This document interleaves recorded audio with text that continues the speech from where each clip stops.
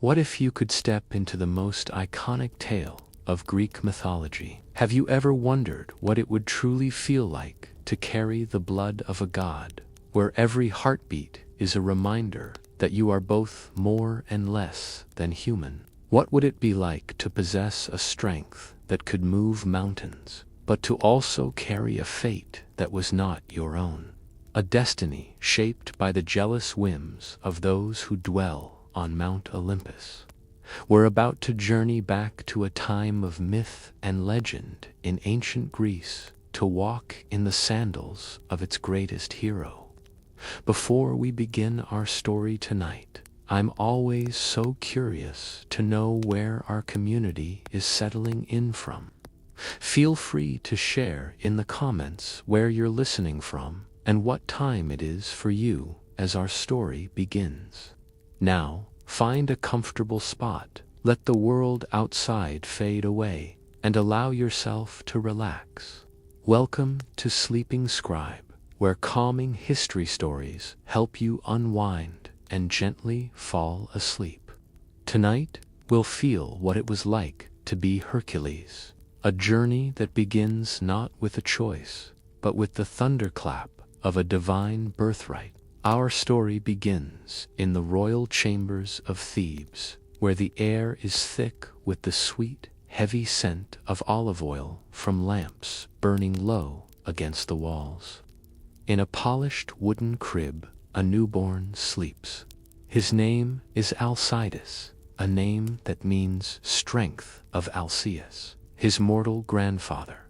It is a good, strong name for the son of a general amphitryon. But this child is not his father's son. His true father is Zeus, king of the gods, who had visited the boy's mother, the princess Alcmene, disguised as her own husband while he was away at war. It was a deception born of divine desire, and it would have cosmic consequences. The birth itself was a battle against a god's fury. Hera, queen of the heavens and wife of Zeus, was incandescent with rage. Her husband's infidelity was a familiar wound, but this child, born of a mortal princess, was an unbearable insult. She was determined he would never draw breath. Hera sent Eileithyia, the goddess of childbirth, to prevent the delivery. The goddess sat outside Alcmene's chamber, magically binding the princess's legs, turning what should have been a moment of joy into an agonizing, endless trial. Days turned into nights, and Alcmene's strength began to fade. But loyalty can be a powerful magic in itself. Alcmene's faithful servant, Galanthus, could not bear to see her mistress suffer. Knowing she could not fight a goddess with force, she chose cunning. She ran from the chambers, shouting with false joy that a boy had been born. Startled, the goddess Eileithyia leaped up, breaking her magical hold. In that single moment of distraction, the spell was broken, and Alcmene was finally able to give birth. 2 sons were born that night. The first was Alcides, son of Zeus. The second was Iphicles, the fully mortal son of Amphitryon. But Hera's wrath was not so easily thwarted. As punishment for the trick, the furious goddess transformed the loyal Galanthus into a weasel, a cruel end for a selfless act. The twins lay sleeping in their shared crib. The cool night air drifted through the open archways of the palace, a gentle breeze that carried no warning of the terror to come. From the shadows, something moved. The cold, slithering sound of scales on stone echoed softly in the quiet room. Hera, not to be denied her revenge, had sent 2 enormous serpents to the infant's crib, a final, deadly solution to the problem of Zeus's child. They flowed across the floor like rivers of darkness, their forked tongues tasting the air, their unblinking eyes fixed on the 2 sleeping forms. As the first serpent coiled and raised its head over the edge of the crib, the mortal twin Iphicles awoke. A sharp, terrified cry pierced the silence. He screamed and thrashed, trying to crawl away from the monstrous shape looming over him. But the other infant, Alcides, did not cry. He awoke with a curious gurgle, his eyes wide, not with fear, but with fascination. He saw the shimmering scales, the darting tongues, and felt no dread. As the snake slid into the crib, his tiny hands, impossibly strong, shot out. He grabbed one serpent in each fist, his grip like iron. The great snakes twisted and writhed, their powerful bodies whipping back and forth, but they could not break free. The infant demigod simply held on, his divine strength manifesting for the first time in a display of impossible power. There was no struggle, no sign of effort. He squeezed, and the life slowly drained from the deadly creatures. Alcmene and Amphitryon rushed in, drawn by Iphiclus's screams, expecting to find the worst. Instead, they froze in the doorway, staring at an unbelievable sight. Their son, not yet a year old, sat happily in his crib, the two massive, dead serpents dangling from his hands like broken toys. In that moment, Amphitryon understood. He knew this child was not his. He saw the impossible power and knew that the blood of a god flowed in the boy's veins. He sent for the blind prophet Tiresias, who came and confirmed the truth. The prophet foretold a heroic destiny for the boy, a life of great deeds and terrible suffering, a path that would lead him to the stars. To try and appease the furious goddess who would forever haunt his son's life, Amphitryon renamed the boy. He would no longer be Alcides. He would be known as Hercules, a name that meant the glory of Hera. It was a desperate, ironic plea for peace, a plea that would never be answered. Knowing that the milk of a goddess could grant true immortality, he crept into Hera's chambers as she slept and placed the infant Hercules at her breast. The baby drank deeply of the divine essence, absorbing a power no mortal could ever possess. But Hera awoke with a start, enraged to find the child of her rival in her bed. As she did, a spray of her divine milk shot across the heavens, creating a shimmering silver river of stars that we know, to this day, as the Milky Way. Even in this act of rejection, a wonder was born. But this early display of power was just a taste of the strength that would define him, a strength that would grow alongside him, but would ultimately be turned against those he loved by the very goddess whose name he bore. As Heracles grew, so did his legend. He was given the finest education a young hero in ancient Greece could receive. His mortal father, Amphitryon, taught him the art of chariot driving, to command horses with a steady hand. The cunning Autolycus, a son of Hermes, taught him the grueling discipline of wrestling, honing his raw power into skillful technique. Yet his incredible strength was always paired with a dangerous temper, a fire that could flare without warning. This was never clearer than in his music lessons with Linus, a brother of the great poet Orpheus. When Linus reprimanded him for a mistake, a sudden, blinding, rage-filled Heracles, he lifted the heavy lyre, the instrument of music and harmony, and brought it crashing down on his tutor's head, killing him instantly. It was a shocking act, a dark foreshadowing of how his divine gifts could become an uncontrollable curse. When the neighboring minions came to demand a heavy tribute from the city of Thebes, he refused to let his people be humiliated. He led the Theban army, single-handedly turning the tide of battle, and freed the city from its burden. His victory was total. He was a hero, King Creon of Thebes, overflowing with gratitude, could think of no greater reward than to offer Hercules the hand of his own daughter, the Princess Megara. For a time, Hercules knew peace. The warmth of a family hearth filled his home in Thebes. He was a loving husband and a proud father to several children, their joyous laughter echoing through the courtyard of their home. This was the life he had earned through his courage, a life of happiness and honor.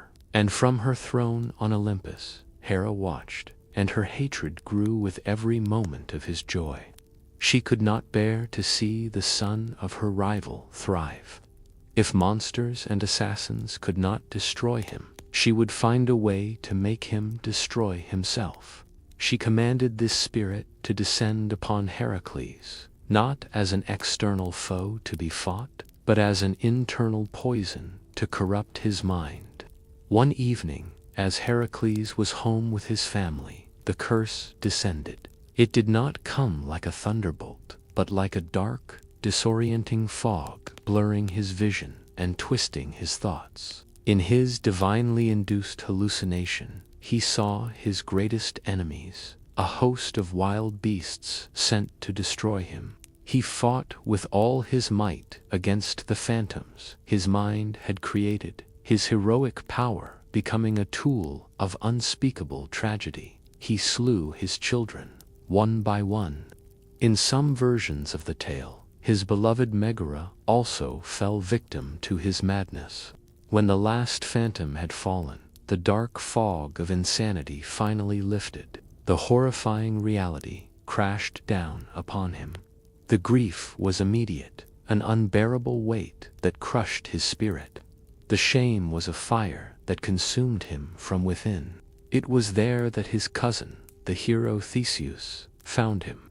Seeing Heracles lost in the depths of his despair, Theseus did not offer empty comfort. Instead, he persuaded him to seek a path toward purification, a way to atone for his terrible deeds. He urged him to travel to the sacred site of Delphi, to consult the great oracle of the god Apollo. The air was heavy with the scent of incense, a mix of herbs and something else, something ancient and unknowable, the very smell of prophecy. He entered the inner sanctum, where the Pythia, the priestess of Apollo, sat upon a great bronze tripod, positioned directly over a chasm in the earth, from which divine vapors were said to rise. It was a chilling, echoing sound that seemed to come from the stone around him, the voice of the god himself speaking through her. It delivered his sentence, his path to atonement.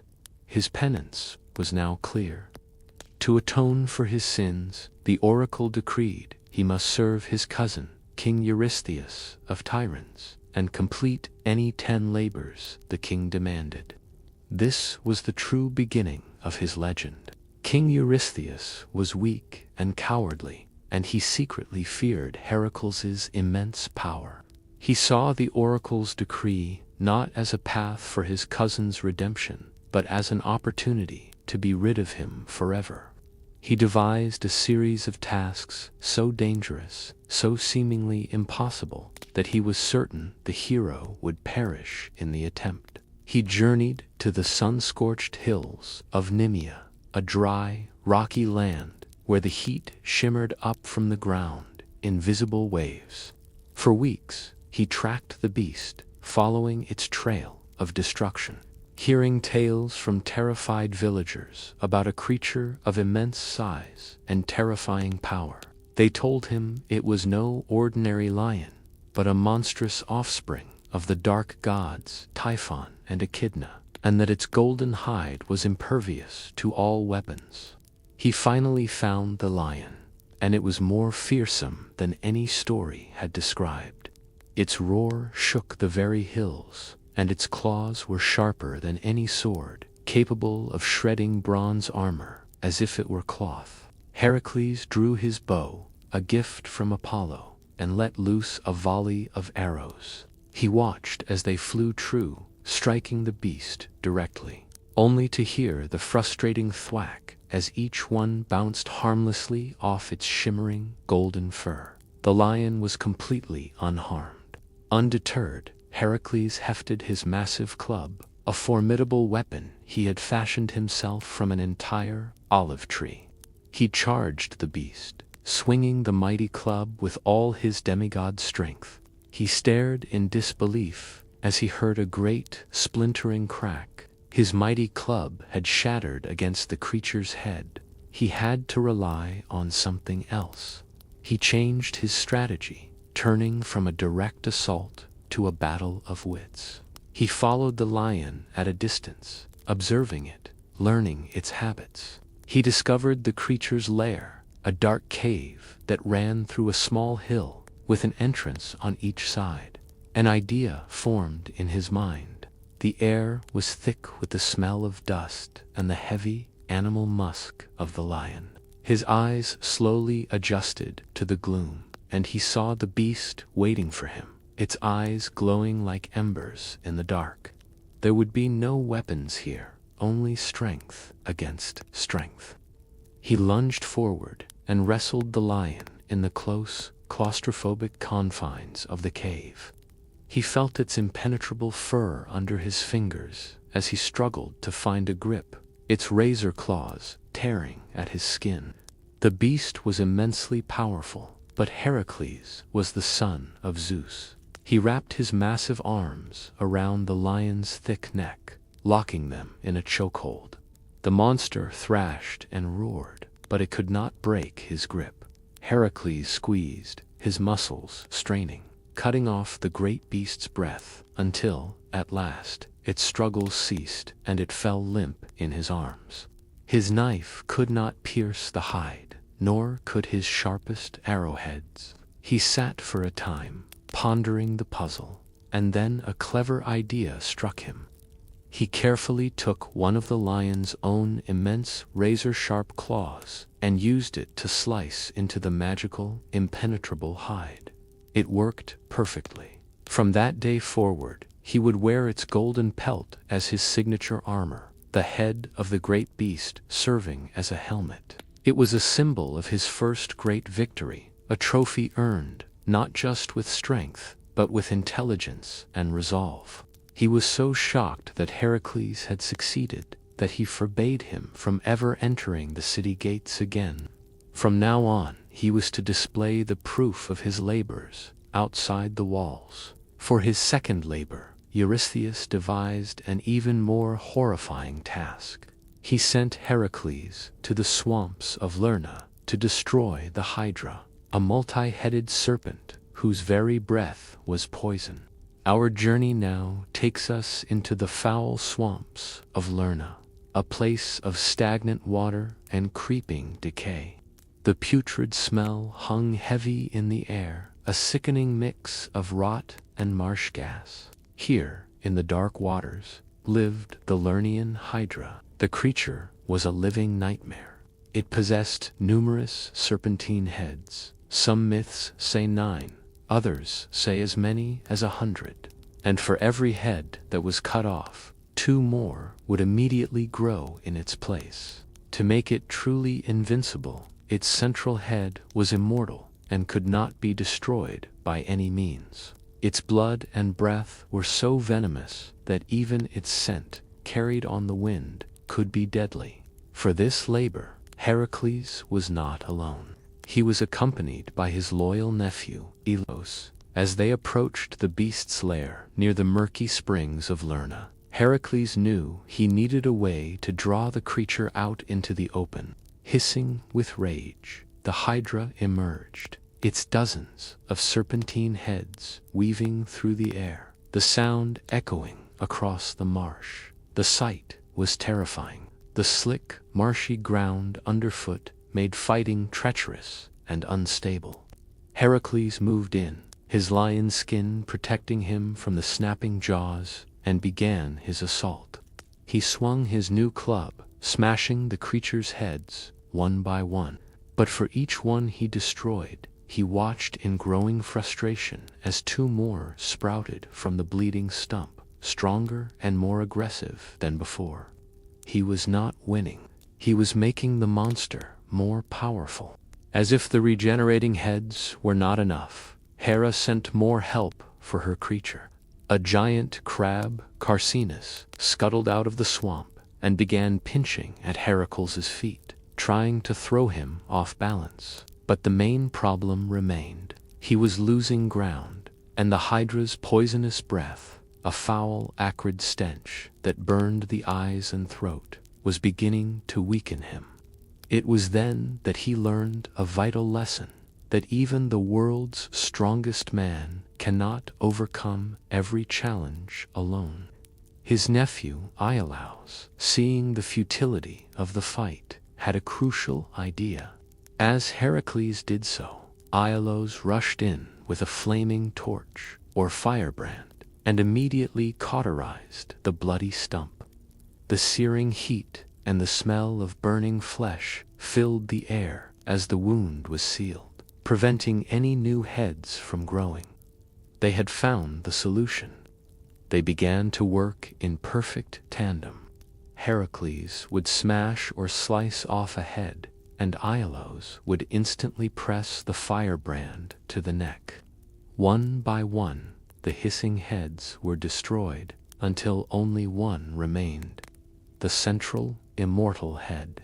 Knowing he could not destroy it, Heracles used his immense strength to sever it from the body and then buried it deep beneath a massive boulder, where it could harm no one. He took his arrows and dipped their tips into the Hydra's toxic blood, creating a weapon of incredible lethality. This act would give him a powerful advantage in the labors to come, but it also sowed the seeds of a future tragedy. A theme we'll see repeated in the life of a demigod, where every victory seems to carry the price of a future sorrow. It's fascinating how these early tasks weren't just about strength, but about adapting to the impossible. Have you ever faced a problem that forced you to completely rethink your approach? It's a powerful moment when we realize our usual methods just won't work. As we move on, we'll see how Hercules' challenges grow, not just in scale, but in complexity. Heracles had proven his strength against monsters of mythic power. He had overcome the invincible lion and the regenerating Hydra. But King Eurystheus, growing ever more fearful and resentful, knew that the hero's might was not his only quality. He possessed a pride that could be wounded, a sense of honor that could be attacked. And so, for the fifth labor, the king devised a task intended not to kill Heracles, but to humiliate him, to bury the celebrated hero under a mountain of filth.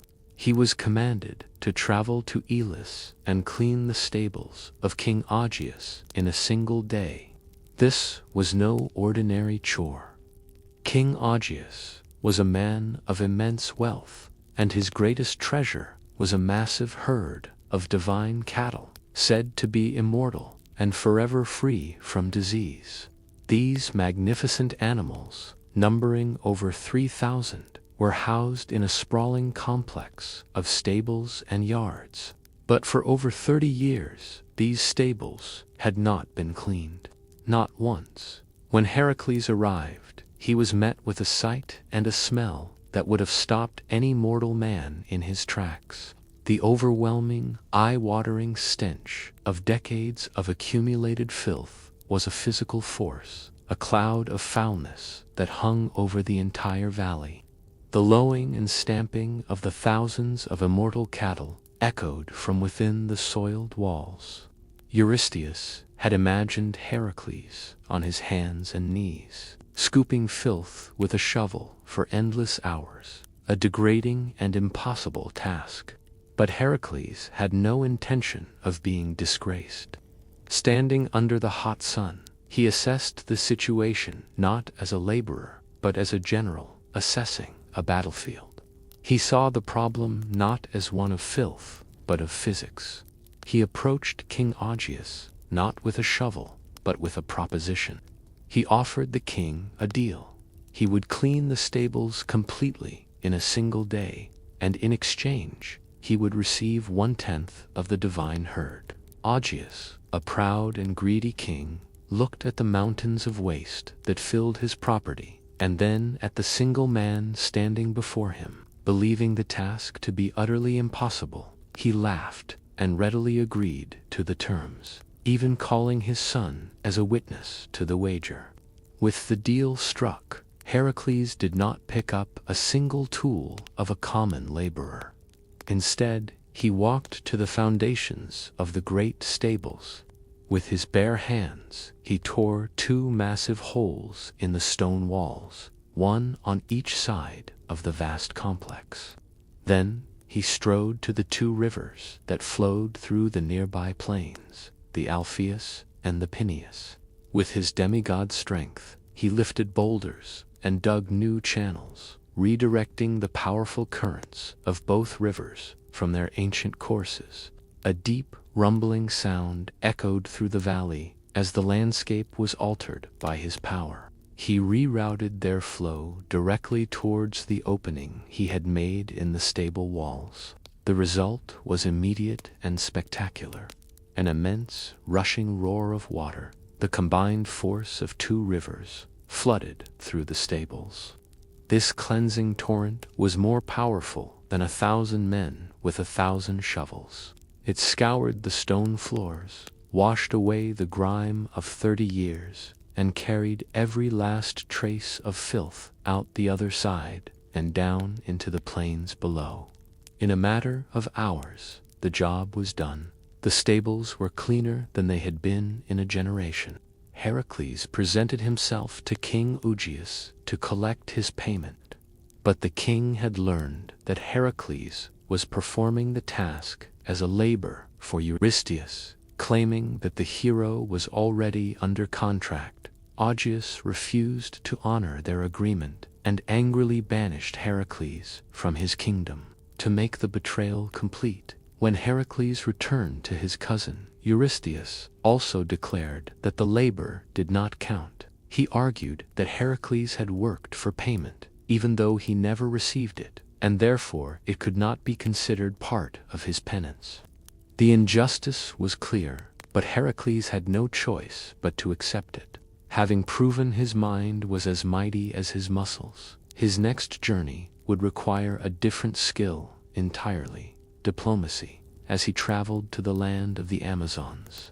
The 9th labor took Hercules farther than ever before, across the sea to the shores of the Black Sea. His task, assigned on the whim of King Eurystheus's daughter, Admete, was to retrieve the girdle of Hippolyta. Admete had heard tales of this famous artifact and coveted it for herself. But this was no simple trinket. It was a magnificent leather belt, adorned with precious stones, that had been a gift to the Amazon queen Hippolyta from her father, Ares, the very god of war.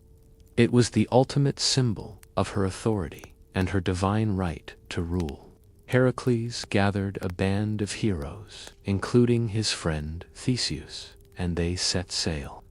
After a long voyage, the scent of salt on the sea breeze told them they were approaching their destination, the Amazon capital of the Mesira. As their ship drew near the shore, they saw them. The formidable Amazon warriors, clad in leather and bronze, were a breathtaking sight. Their skill with the bow and on horseback, legendary throughout the known world. Hercules had come prepared for a battle, but he hoped to avoid one. He went ashore to meet with Queen Hippolyta, and the meeting was, at first, a surprising success. The queen was not a savage warlord, but a dignified and powerful ruler. She was impressed by the tales of Hercules' strength and nobility. When he explained the nature of his quest, telling her of his penance and the reasons for his journey, she listened with a calm and understanding grace. Her voice was dignified as she spoke, and to Hercules' relief, she willingly agreed to give him the girdle as a gift, a token of respect from one great leader to another. It seemed this labor would be accomplished through peace and mutual admiration. But Hera was always watching. The goddess could not stand to see Heracles succeed so easily, especially in a venture that might bring him honor instead of bloodshed. She descended from Olympus, cloaked in a disguise, appearing as a common Amazon warrior. Moving quickly through the city, she spread a vicious rumor. She told the other Amazons that Heracles was a liar and a trickster, that his true purpose was not to retrieve a girdle, but to abduct their beloved queen and carry her away as a prize. Panic and rage spread like wildfire. The Amazons, fiercely loyal to their queen, felt a deep sense of betrayal. The sudden, frantic clang of alarm bells and war horns shattered the peaceful afternoon. Believing their queen was in danger, they armed themselves and charged down to the beach. A wave of furious warriors intent on destroying Heracles' ship and saving Hippolyta. Aboard his ship, Heracles saw the charging army. He had just left a peaceful meeting, and now he saw the same warriors coming to kill him. In the chaos, he could only assume the worst. He believed that Hippolyta's kindness had been a ruse, a clever trap to lower his guard before she ordered his death. He felt that he had been betrayed. When Hippolyta herself came running towards the ship, perhaps to find out what the commotion was about, Heracles acted in the heart-pounding intensity of the battle. He saw her not as the queen who had offered him a gift, but as the commander of the army attacking him. In the ensuing fight, he tragically struck down and killed Queen Hippolyta. In her final moments, there was surely a look of confusion and betrayal on her face. Heracles took the girdle from her by force, and then, with a heavy heart, fought his way through the enraged Amazon warriors and back out to the open sea. This tragic outcome was a painful reminder that Hera's curse followed him everywhere, twisting peace into violence and understanding into suspicion. His next labor would take him even farther, to the very edge of the setting sun, to an island that existed more in myth than on any map. For his 10th labor, Heracles was ordered to journey to the mythical red island of Erythea, located in the far western ocean beyond the pillars that marked the end of the known world. There, he was to steal the magnificent herd of red cattle belonging to Geryon, a monstrous giant who was the grandson of the Gorgon Medusa. The journey itself was an epic trial. To reach the western ocean, Heracles had to cross the vast and desolate Libyan desert. For days he walked, the oppressive, blinding heat of the sun beating down on him without mercy. The endless sand and shimmering air pushed him to his limit. In a moment of pure demigod audacity, his frustration boiled over. He drew his bow, aimed it at the sky, and fired an arrow directly at Helios, the sun god himself. Helios, rather than being offended, was so impressed by the hero's sheer nerve that he decided to help him. He lent Heracles his great golden chariot, which in some versions is described as a giant golden cup that he used to sail across the sky each day. Heracles boarded the divine vessel and sailed not through the sky, but across the ocean. It was a surreal sight, a lone hero gliding over the waves in a cup that glowed with the light of the sun, heading towards a place no mortal had ever seen. He finally arrived on the shores of Erythea, the Red Island. The place was unnatural, dreamlike. The earth and the grass glowed with a strange crimson color, as if forever stained by the setting sun. The lowing of the magnificent red cattle echoed across the strange landscape, a beautiful and eerie sound at the edge of the world. He had little time to take in the scenery. He was immediately confronted by the guardians of the herd. First came Orthrus, a fearsome two-headed dog, the brother of Cerberus, the hound of the underworld. Hercules wasted no time, killing the beast with a single crushing blow from his trusty olive-wood club. As the dog fell, the herdsman, Evertion, rushed to its aid, and he too was quickly killed. The commotion alerted the master of the island. Geryon appeared, a creature from a nightmare. He had a single pair of legs, but from the waist up he had 3 separate bodies, with 6 arms. He armed himself with 3 shields and 3 spears, and advanced on Heracles. His movements were bizarre and disjointed, a chaotic storm of limbs and weapons. Heracles stood his ground against the monster. He dodged the flurry of spears and shields, waiting for his moment. He drew his bow, knocked one of the arrows he had dipped in the Hydra's lethal venom, and let it fly. The arrow, guided by fate and a hero's skill, struck Geryon with incredible force, piercing through one of his bodies, then the second, and then the third, killing the giant instantly. His task on the island was complete, but the labor was far from over.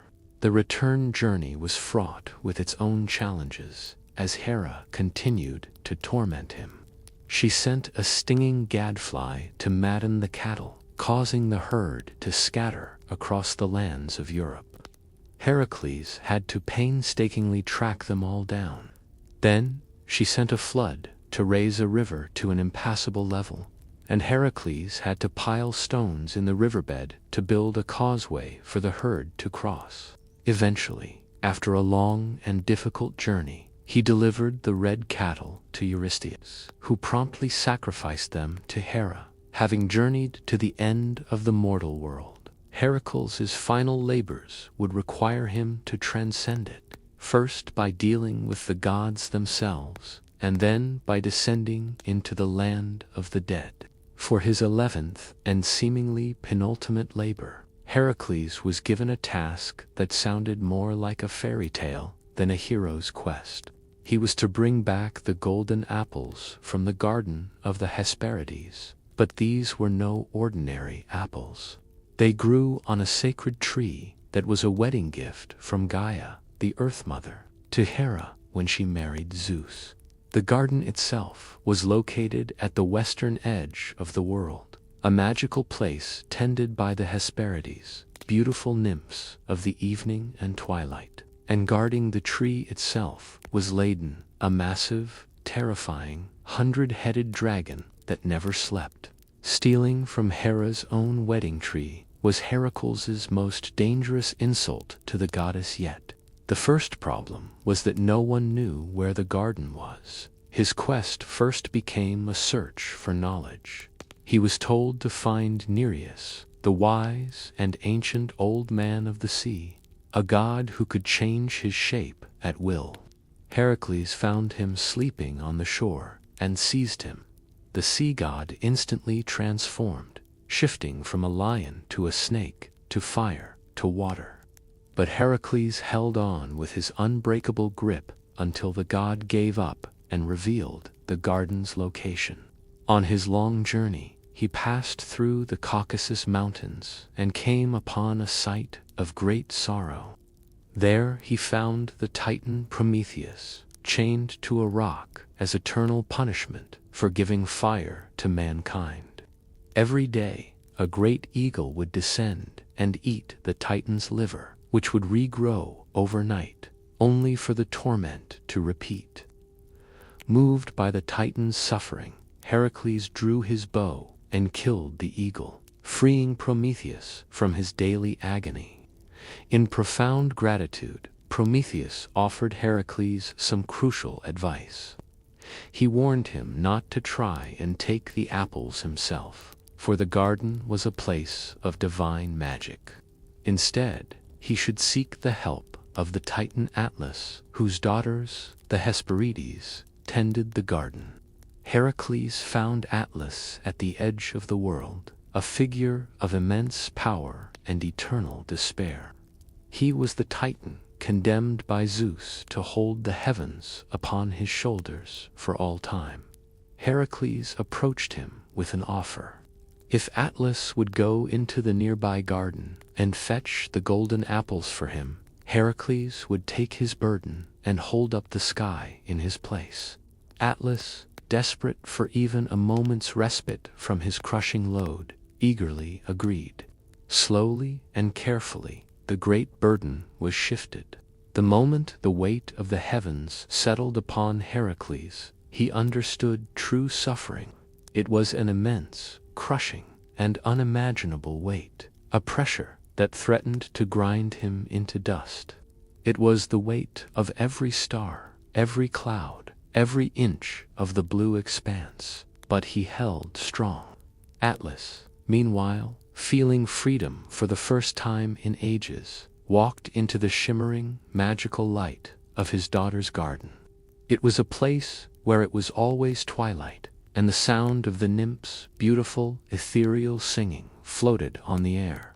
He passed the low, deep rumble of the 100 heads of the dragon-laden, each whispering a different threat, and easily plucked 3 golden apples from the tree. He returned to find Hercules straining under the cosmic load. But Atlas had no desire to take his burden back. He told Hercules he would deliver the apples to Eurystheus himself, and that Hercules could just keep holding the sky. It was a clever trap, but Hercules was now as cunning as he was strong. He pretended to agree, but made one small request. He asked Atlas if he could just take the sky back for a single moment, so that he could adjust his lion-skin cloak to make a better cushion for his shoulders. The unsuspecting Atlas, thinking little of it, took back the heavens. The moment he did, Hercules simply picked up the golden apples, thanked the Titan for his help, and walked away. He had held the sky, freed a Titan, and outwitted another. Only one challenge remained, the most terrifying of all, to conquer death itself by descending into the shadowy realm of the underworld. It's really something to see how Hercules evolves, isn't it? From pure force against the lion to outwitting a Titan. It makes you think about how our own challenges shape us, teaching us new ways to be strong. We've seen him face monsters and gods, but what happens when he must face the underworld itself? Having conquered the known world, Hercules now faced a challenge that required him to leave it behind. For his 12th and final labor, King Eurystheus, in a final act of desperate malice, commanded him to descend into the darkness of the underworld and bring back its 3-headed guard dog, Cerberus. This was a journey from which no mortal had ever returned, a path that led through the very heart of death itself. But Hercules, ever resolute, began his preparations not by sharpening a sword, but by purifying his soul. He traveled to Eleusis and sought initiation into the sacred Eleusinian mysteries, ancient rites that promised initiates a greater understanding of the cycle of life and death. He learned the secret pathways and rituals that might allow a living man to walk in the land of the dead and, perhaps, return. His journey began under the silent watch of 2 powerful gods. He was guided by Hermes, the gentle messenger who leads souls to their final rest, and watched over by his constant protector, the wise goddess Athena. Together, they led him to a hidden entrance, a dark cavern that breathed a chilling cold, a cold untouched by any sun. He journeyed down into the echoing darkness until he reached the banks of an oily, black river. This was the river Styx, the boundary between life and death. Here, the gaunt figure of Charon, the ferryman, waited, his skeletal hands resting on his long pole.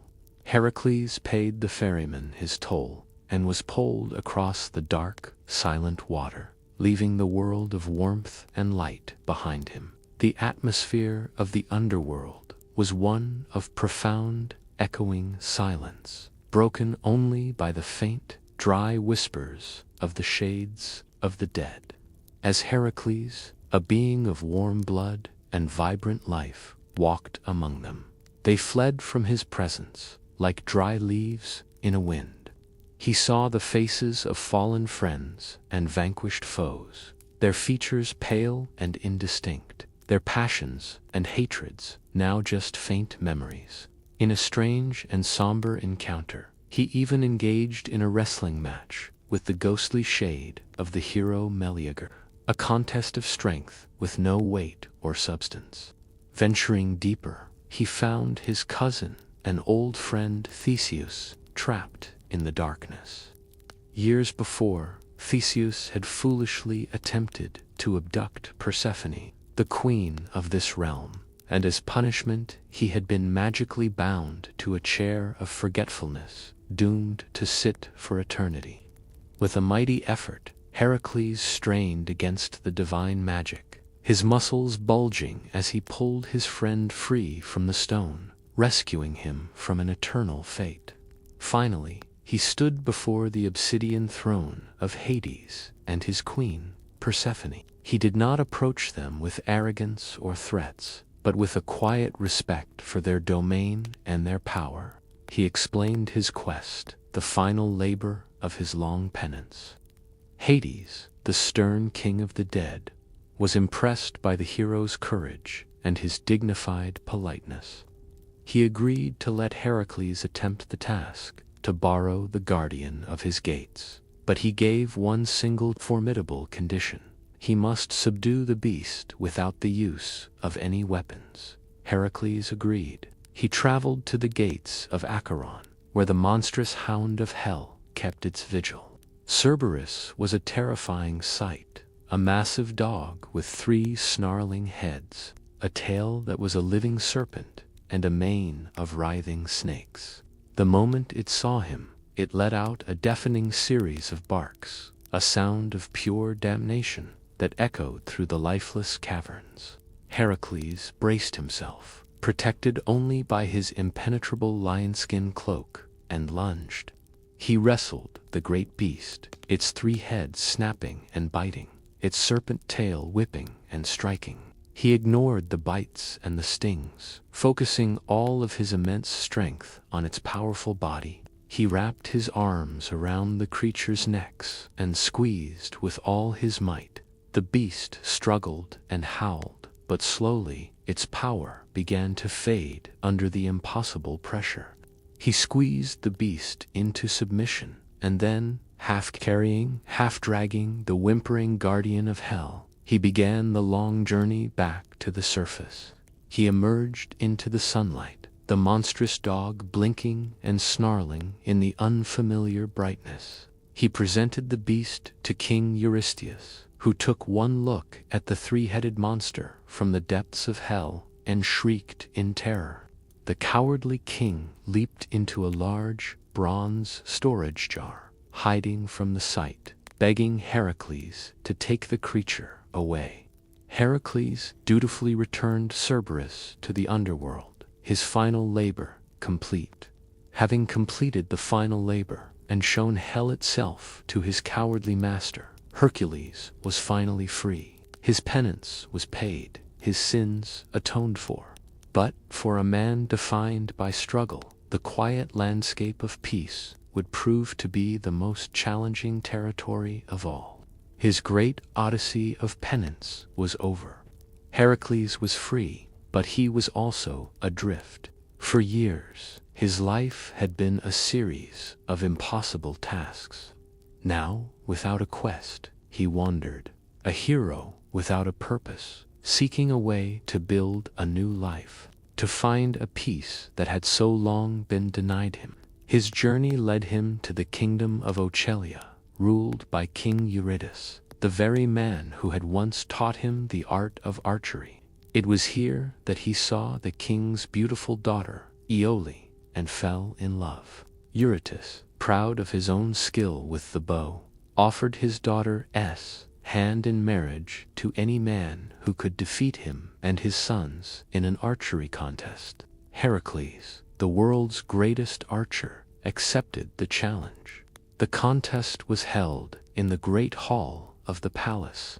We can imagine the taut stretch of the bowstring as he drew it back, the quiet focus in his eyes, and the satisfying, solid thump of arrow after arrow hitting the very center of the mark. He won, easily and decisively. But as he stood victorious, the prize was denied him. A quiet, tense atmosphere fell over the royal hall. King Eurytus refused to allow the marriage. He remembered the story of Megara and their children, and he voiced a terrible fear that Heracles would one day suffer another fit of madness and bring the same tragic fate upon Iole. The insult was deep and bitter. Heracles left the kingdom with a heavy heart and a simmering rage. Shortly after, some of the king's prized horses were stolen.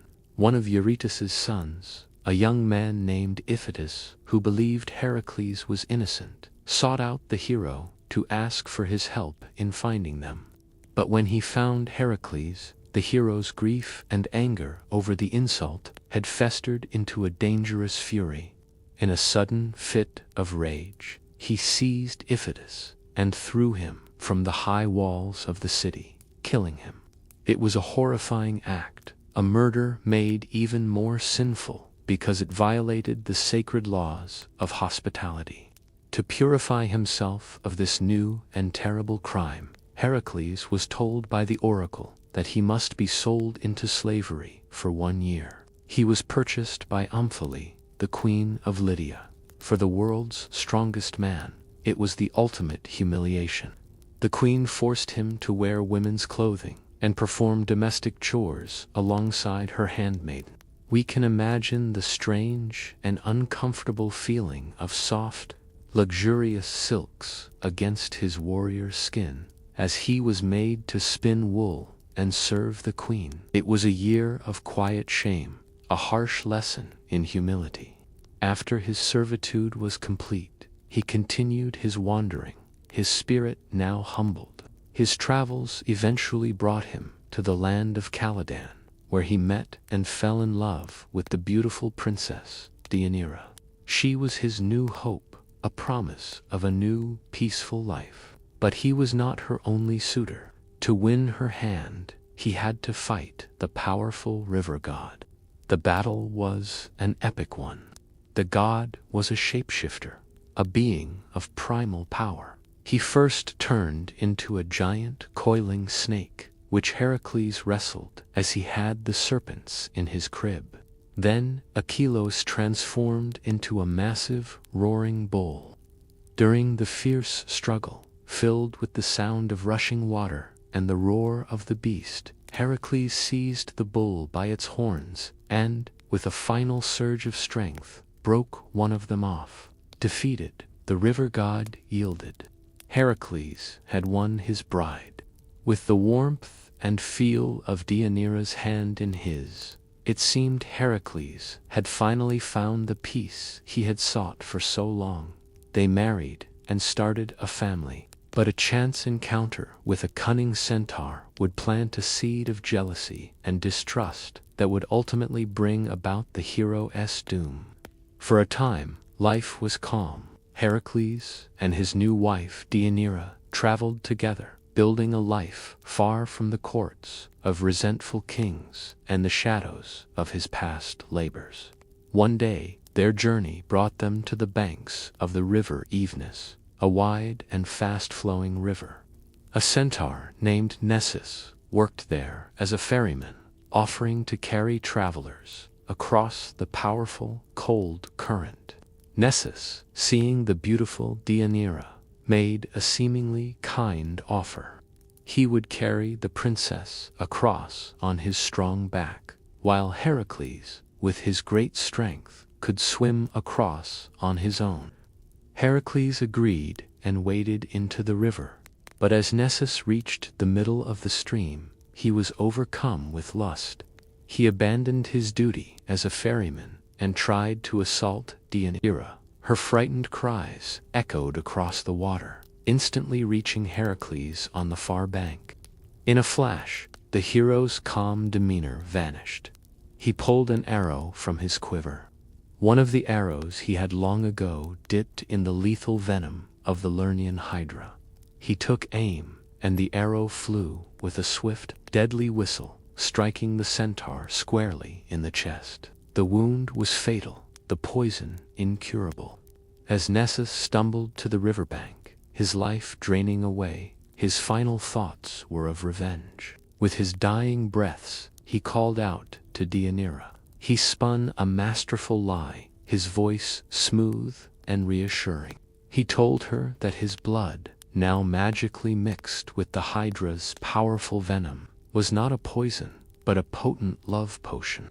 He whispered to her that if she collected some of it, and if she ever felt that Hercules' love for her was fading, she should spread it on his tunic. He promised it would bind his heart to her and ensure his faithfulness forever. Deianira, young and deeply in love, was also deeply insecure. She knew her husband was the greatest hero in the world, desired by mortals and goddesses alike. The thought of losing him was her greatest fear. And so, in a moment of secret desperation, she believed the dying centaur's lies.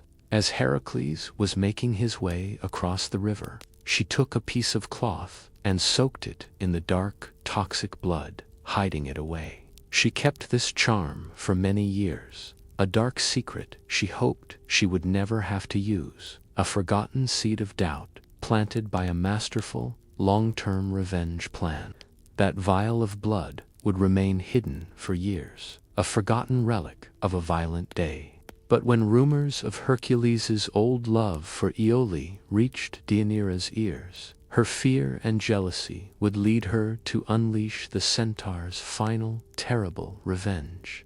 Years passed peacefully, but the ghost of Hercules' past was not yet finished with him. In a final, brutal campaign, he conquered the kingdom of Oechalia, the land of the king who had once denied him his daughter's hand. He took the Princess Iole, the love he had lost so long ago, as a captive of war, intending to bring her into his household. He sent a messenger ahead to his home to announce his victory and to bring him a fine, clean robe to wear for a sacrifice of thanks to his father, Zeus. When the messenger arrived and told Deianira the news, her world crumbled. She saw Iole not as a prisoner, but as a rival who would steal her husband's heart. Her deepest fears, planted years ago by a dying centaur, now blossomed into panic. Racked with jealousy, she remembered Nessus's treacherous gift. She retrieved the dark, clotted blood and smeared it on the inside of the soft, rich tunic the messenger was to take back to her husband. She gave it to him, believing she was not committing an act of harm, but an act of magic to save her marriage. Hercules received the robe as he stood before the sacrificial altar. The air was filled with the smell of incense and roasting meat. At the height of his triumph, he took off his lion skin and put on the beautiful robe his wife had sent him. As he stood before the great fire, the warmth of the flames activated the ancient hydra poison. The effect was immediate and horrific. A sudden, searing, unimaginable pain shot through his body. The robe fused to his skin, and the poison began to burn him from within, a fire that could not be quenched. It was an excruciating, incurable agony, his very flesh seeming to boil upon his bones. Mad with a pain no mortal could comprehend, he went on a final, tragic rampage, uprooting trees by their roots. He saw the innocent messenger, Liches, who had brought him the robe, and in his agony hurled the man into the sea. Back at their home, when Deianira learned that her love charm was in fact a horrific poison, she was overcome with guilt and took her own life. Hercules, knowing he was dying, was carried to the slopes of Mount Ota. In his final moments of clarity, he took control of his own end. He ordered his sons to build him a massive funeral pyre. With his last reserves of strength, he helped them, tearing up pine trees and adding them to the great stack. He laid himself upon it, ready to end his torment. But no one, not even his own sons, dared to light the fire. They could not bring themselves to do it. Only a passing shepherd, a young man named Philoctetus, took pity on the dying hero and agreed to light the pyre. In a final act of gratitude, Hercules gifted the shepherd his legendary bow and his quiver of poison-tipped arrows. As the crackling flames of the immense pyre rose and began to consume his mortal body, a great thunderclap echoed from the heavens. A golden chariot, driven by the goddess Athena, descended through the clouds. A gentle, peaceful feeling of release filled the air as his mortal form was consumed by the fire, and his divine, immortal essence ascended, freed at last from a life of pain and labor. And so, the mortal journey of Hercules comes to a gentle close. Through fire, his pain was ended. Through divine will, his spirit was freed. He endured more suffering than any mortal could bear, and in the end, found his rightful place among the stars. It's a powerful reminder that even the greatest life, filled with strength and glory, ultimately seeks peace. I hope you've enjoyed this part of our story. If you're still with us, we'll now explore what came next for him, not as a man, but as a god.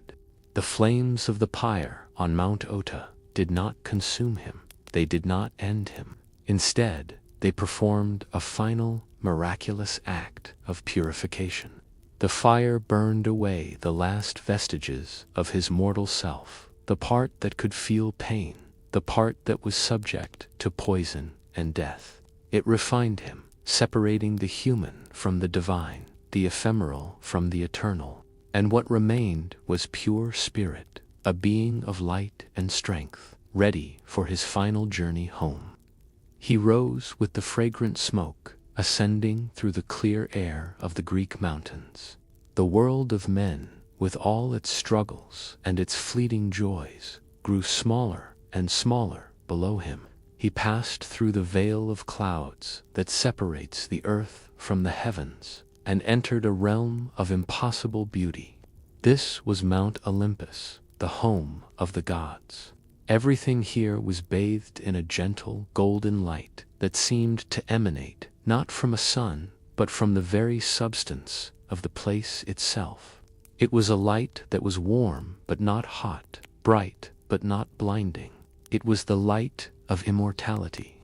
A soft, celestial breeze drifted through the gleaming halls and sacred groves, carrying a scent of unknown flowers, a perfume that spoke of eternal spring. And beneath it all, a constant, beautiful music filled the air. It was the sound of the muses, lyres, and their ethereal singing, a melody that wove the stories of the cosmos into a harmonious song. The gods of the pantheon were there to greet him. They stood in all their majesty, their forms radiant and powerful. There was Apollo, his presence as bright as the sun. Artemis, with the quiet grace of the moonlit forest. Hermes, with a flicker of mischief in his eyes. And Athena, her gaze filled with a profound and ancient wisdom. At their head stood his father, Zeus, the king of the gods. There was no thunder in his expression now, only a deep and resonant pride.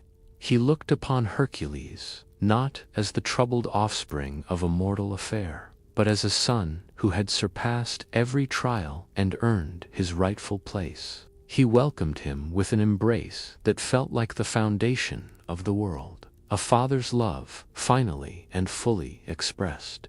This was his apotheosis, his deification. It was the ultimate reward for a lifetime of suffering. a final answer to the relentless persecution that had followed him from birth. On Olympus, he was given the food and drink of the gods, nectar and ambrosia. The taste was unlike anything from the mortal world, a flavor that was both sweet and profound. It sustained his new immortal form, filling him with a vigor that would never fade. He was no longer a man striving against his fate. He was a god, at peace in his eternal home. But one figure stood apart, her presence holding the key to his final peace. It was Hera, queen of the gods, the architect of all his pain. For his entire life, she had been his nemesis, a relentless force of divine fury. He had been the living symbol of her husband's infidelity, and she had made him pay for it with every fiber of her being. Yet, as he looked at her now, he saw no vengeance in her eyes. The hardness was gone, the anger had subsided. In its place was a look of serene acceptance, a quiet acknowledgement that the long war between them was finally over. The cycle of hatred had run its course. In a remarkable act of reconciliation, Hera officially ended her persecution of him. But she did more than simply declare a truce. She chose to undo the very premise of their conflict. She decided to make him her own. In a quiet and solemn ceremony, witnessed by the other Olympians, she formally adopted Hercules as her son. The ritual was deeply symbolic.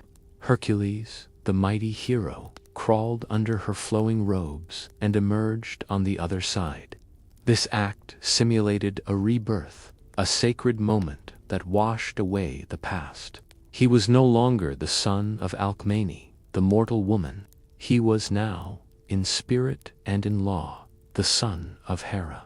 This act cleansed him of all past grievances, making him a true and undeniable part of the celestial family. To seal this newfound peace, Hera offered him the greatest gift she could. She gave him her own daughter, Hebe, as his immortal bride. Hebe was the goddess of youth, the very embodiment of eternal spring and vitality.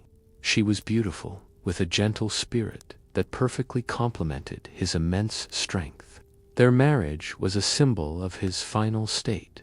It represented a life free from aging, free from decay, a life of endless vigor and peaceful contentment.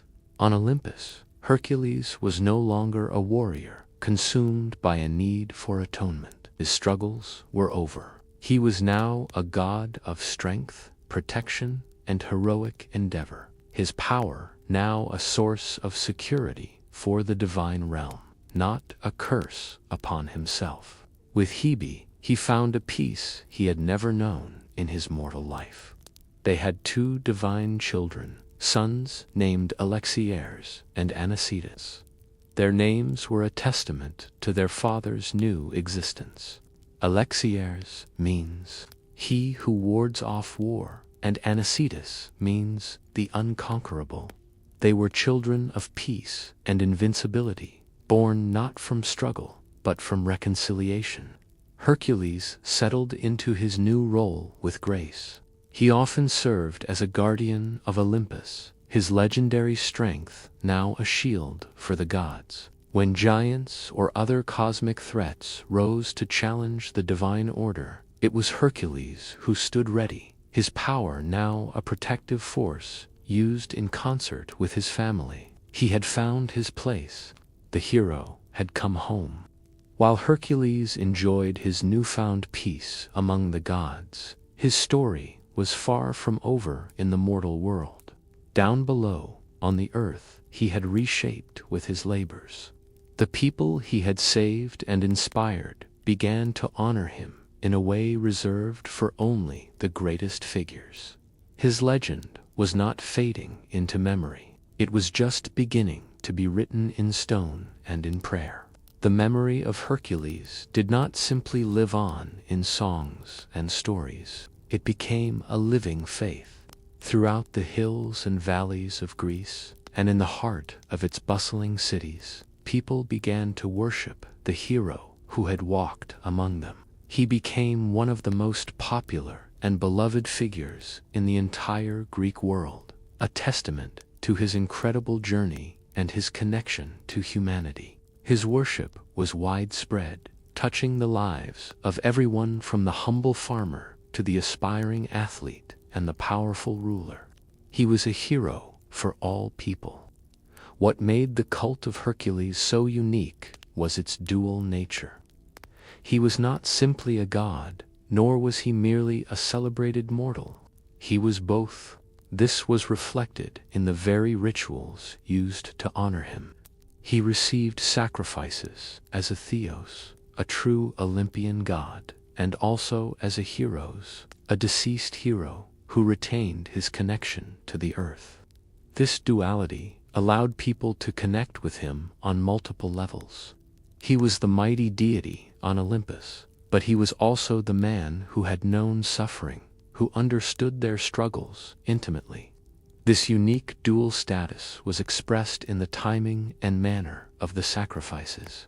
As a god, Heracles would receive a sacrifice in the morning as the sun rose, bathing the world in light. At an altar, a priest would offer up an animal, carefully turning its head to point skyward, directing the offering to the heavens, to his celestial home on Olympus. These were rites of hope and praise, acknowledging his divine power and his seat among the immortals. The atmosphere would be bright, the prayers filled with reverence for his godhood. But he was also honored as a hero, a mortal man who had died and whose spirit lingered. In this capacity, he would receive a sacrifice in the evening, as dusk settled over the land and the world grew quiet and reflective. For this ritual, the offering would be made with the animal's head pointed toward the ground. This directed the sacrifice downwards to the earth that had been his home and the underworld he had conquered. These were more intimate, solemn rites, honoring his mortal past, his labors, his pain, and his ultimate victory over death. The prayers offered here were often more personal, spoken to the one who had bled and suffered just as they did. His temples and shrines, known as Heraclea, were found all over the Greek world. In great cities, there might be magnificent stone temples, adorned with frescoes depicting his famous labors. The flickering light of oil lamps would illuminate scenes of his battles with the Nemean lion or the Lernaean hydra, timeless reminders of his strength. But his presence was not confined to grand structures. You could find small rustic shrines by the side of a lonely road, or a simple stone altar in a local gymnasium. Each one was a sacred space, a point of connection for the community. Generations of worshippers would come and go, their hands smoothing the stone of a temple step until it shone, a physical testament to centuries of devotion. He was seen above all as a protector of humanity. He was a guardian, a figure you could turn to when facing the dangers of the world. Because he had fought monsters and tamed the wilderness, people prayed to him for safety on their journeys. A traveler setting out on a perilous road would stop at a small shrine, leaving a simple offering and murmuring a quiet prayer for protection against bandits or wild animals. His presence offered a sense of security in a world filled with chaos. He was also the patron of athletes. The gymnasium, the place of physical training, was his sacred domain. Young men, training their bodies for competition, would do so under the watchful eye of a statue of Hercules. They would see in him the ultimate embodiment of physical prowess and disciplined strength.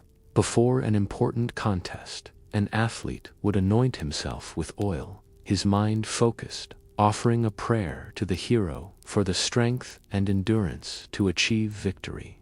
It was said that the original Olympic Games were founded by Hercules himself, forever linking his name to the pursuit of athletic excellence and the glory of peaceful competition. His worship was deeply personal.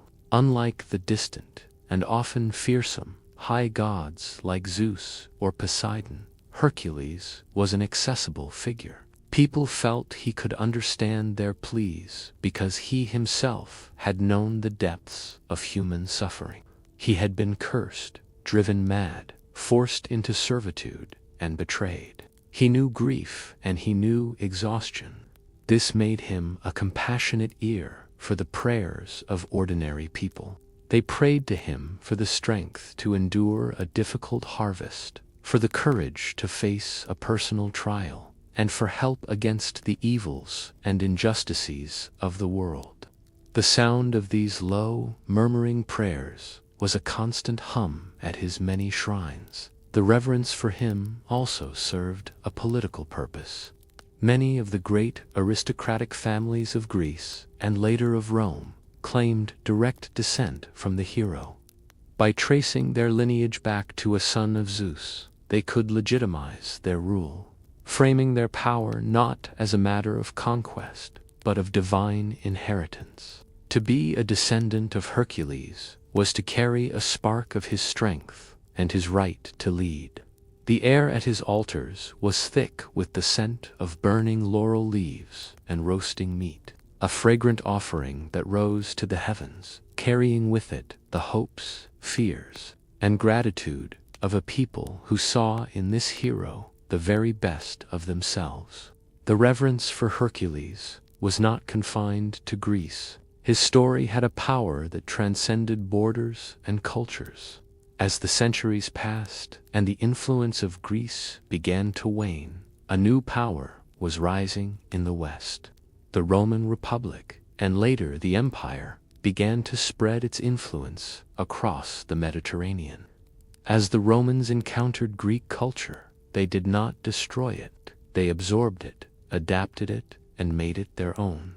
And so, the great Greek hero, Hercules, would find a new home and a new name in the heart of Rome. The spirit of his story would be adopted and adapted by one of the greatest civilizations the world has ever known. The Romans first learned of Hercules through their contact with the Etruscans in northern Italy and the Greek colonies to the south. They heard the incredible tales of his strength and his labors, and the story resonated deeply with their own cultural values. They adopted him into their pantheon, but they gave him a Latin name, Hercules. And in this transition, something subtle but significant changed. While the Romans knew the stories of his tragic life, their focus shifted. The Roman Hercules was less a figure of intense suffering and tragic fate, and more a symbol of triumphant victory and divine strength. He was a conqueror, a champion, a perfect embodiment of Roman power. In the bustling city of Rome, two major cult centers were dedicated to him.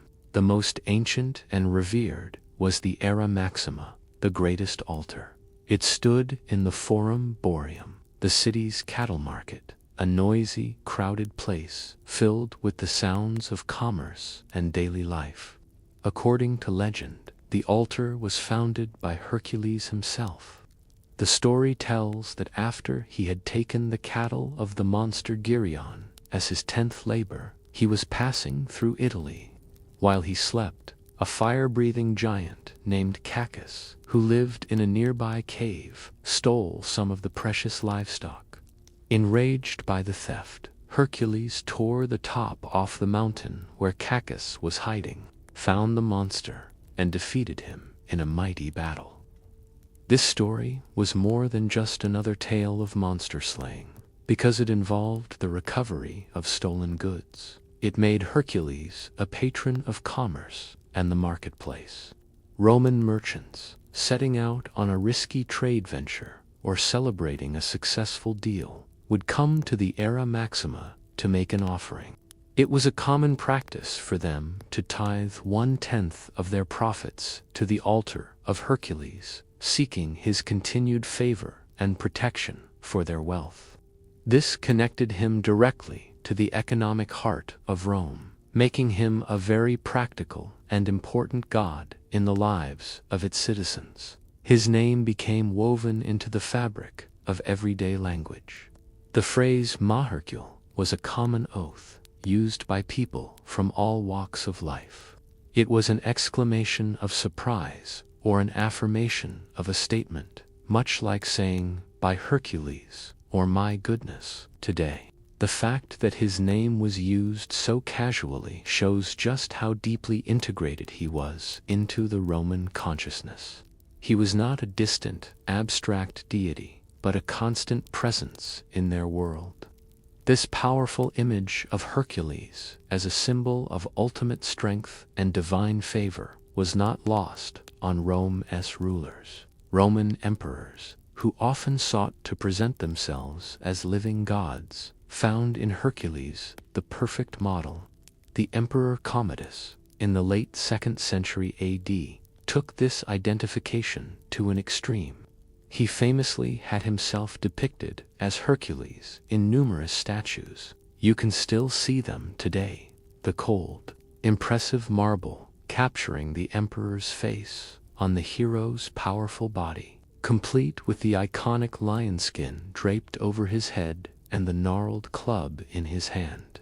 It was a powerful piece of political propaganda, a clear statement that the emperor possessed the superhuman strength and divine backing of the greatest hero of all. Another important site of his worship was the beautiful circular temple of Hercules, Victor, Hercules, the Conqueror. It stood near the Era Maxima, a quiet, reverent oasis in the busy city. Here, the focus was on his role as a guarantor of victory, both in commerce and in war. Yet, the Roman cult of Hercules had its own unique rules. At the Era Maxima, for instance, women were strictly forbidden from participating in the rites. This stood in contrast to many of the Greek cults, and it suggests that his Roman identity was tied to specifically male domains of life: business, politics, and warfare. The air inside his temples was heavy with the distinct smell of Roman incense, perhaps richer with frankincense, a scent different from the lighter aromas of a Greek shrine. Ultimately, it was this Roman interpretation of Hercules that became the dominant one passed down through Western culture. The image of the triumphant, supremely powerful hero, less burdened by the tragic madness of his Greek counterpart, was the one that endured most strongly. He was no longer just a Greek hero who became a god. He was a Roman symbol of power, victory, and civilization itself. From a cursed Greek demigod to a revered Roman god of victory, his image continued to evolve, becoming more than a character in a story, but a fundamental archetype of heroism itself, a blueprint for countless heroes to come. And so, the story of Hercules transcends the specific beliefs of the Greeks and Romans.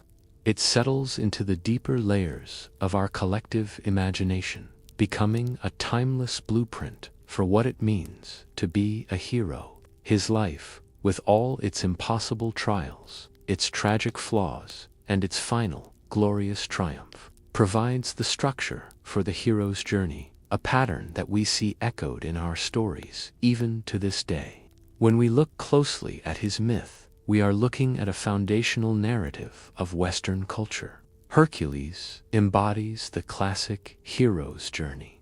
He has a miraculous birth, the son of a god and a mortal, setting him apart from the very beginning. He faces a series of impossible trials, the 12 labors, which push him to the absolute limits of human and divine endurance. In his journey to the underworld, he literally confronts and overcomes death, and in the end, he achieves the ultimate reward, a transformation from a suffering mortal into an immortal god. This arc, this pattern of trial and transcendence, has become a fundamental template for storytelling, from ancient epics to modern blockbusters. The quiet rustle of pages in a library is filled with the echoes of his journey. On a symbolic level, his story represents the great struggle of civilization against the forces of chaos. Each of his labors can be seen as a metaphor for this process. When he tames the Nemean lion, he is conquering the wild, primal savagery that threatens human settlements. When he destroys the Lernean Hydra, he is overcoming the kind of untamed, chaotic force of nature that can never be truly defeated, only managed through ingenuity and perseverance. His entire life is spent making the world safer for humanity, establishing order where there was once only danger. Yet, what makes him such an enduring and compelling figure is his complexity. He is not a perfect, flawless champion. He is a deeply human character. He is a protector of the innocent, a savior of cities, and a friend to the downtrodden. But he is also prone to terrible fits of destructive rage, a tragic flaw inherited from the divine persecution he endures. This internal conflict, this tension between his noble intentions and his capacity for violence, makes him incredibly relatable. He is a reminder that even the strongest among us have weaknesses, and that the greatest battles are often the ones fought within ourselves. His legacy is also embedded in our language. The 12 labors has become a cultural trope, a common phrase we use to describe any series of incredibly difficult tasks. When we speak of a Herculean task, we are invoking his name to describe a challenge that seems to require superhuman strength. This linguistic footprint shows how deeply his story is ingrained in our way of thinking about struggle and achievement. Visually, his image is one of the most recognizable in all of Western art. From the simple, stylized figures on ancient Greek pottery to the magnificent, muscular forms of Renaissance sculptures, his presence is unforgettable. As you walk through a silent museum hall, the feeling of cool marble under your fingertips as you observe a sculpture of the hero connects you to a tradition of artistry thousands of years old. In a great painting, the colors, rich and deep, capture his power and his pathos. And even today, the flickering light of a movie screen often shows a new, modern interpretation of his ancient myth, proving his story's timeless appeal. Philosophers, too, found deep meaning in his story. The Stoics, in particular, saw Hercules as the ultimate role model. They looked past his brute strength and saw a figure who endured immense suffering with fortitude and unwavering virtue. A popular philosophical tale from antiquity, known as the Choice of Hercules, illustrates this perfectly. In the story, a young Hercules is at a crossroads when he is approached by two goddesses. One, Voluptus, offers him a life of ease, pleasure, and comfort. The other, Virtues, offers him a life of hardship, struggle, and glory. Hercules, of course, chooses the difficult path of virtue. This story became a powerful allegory for the human condition, a reminder that true fulfillment comes not from avoiding pain, but from facing challenges with courage. His myth also explores the timeless tension between fate and free will. He is a victim of fate, cursed by Hera before he is even born.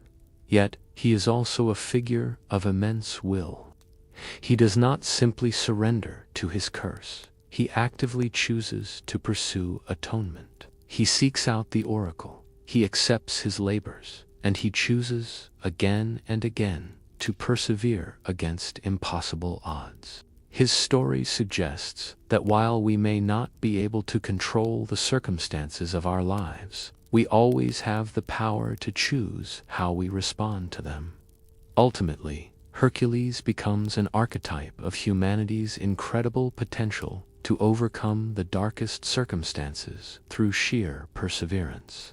He is a symbol of resilience. He shows us that strength is not merely physical, but is also a matter of spirit and will. He is a testament to the idea that we can endure unimaginable hardship and not only survive, but be transformed by it. His final reward, a seat among the gods, is a powerful metaphor for achieving a state of peace and grace through the crucible of suffering. A quiet, final tribute can be seen in the night sky, in the form of the constellation Hercules, a collection of distant stars that trace the shape of the kneeling hero. And so, the story of Hercules becomes a permanent constellation in our collective sky. He is more than a myth. He is a reflection of our own struggles and our own capacity for strength and resilience. A timeless reminder that the measure of a life is not the absence of hardship, but the courage to face it. Every challenge overcome, every fear confronted, and every obstacle navigated carves the contours of true resilience. It is in the crucible of adversity that strength is forged, wisdom is gained, and character is truly revealed. Life's most profound lessons are often learned not in moments of ease, but when we are pushed to our limits and discover the depths of our own fortitude. Thank you for joining me on this reflective part of our journey as we consider the profound and enduring significance of facing life's trials with unwavering courage. As the story of Hercules settles into its constellation, our view begins to gently widen. His life, as grand as it was not lived in isolation. He was part of a generation of wonders, an era when gods and mortals walked a closer path, and the world was alive with figures of incredible destiny. This was the age of heroes. And so, for a little while longer, we will drift through this mythic landscape, exploring the stories of those who lived alongside him. These are not tales of contest, but of context, a quiet tapestry of other lives, other quests, and other fates, woven together to form the rich and dreamlike world of ancient Greece. Our first story begins not with a roar of strength, but with a whispered prophecy. In the kingdom of Argos, a king named Acrisius was given a terrifying piece of knowledge from the oracle. He was told that he would one day be killed by his own grandson.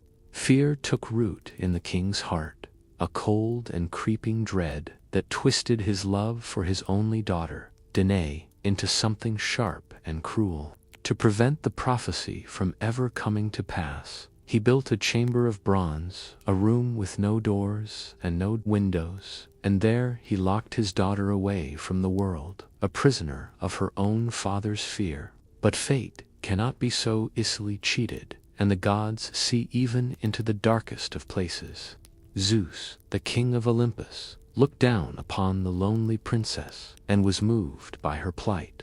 He visited her not as a man, nor as a beast, but as something ethereal and beautiful.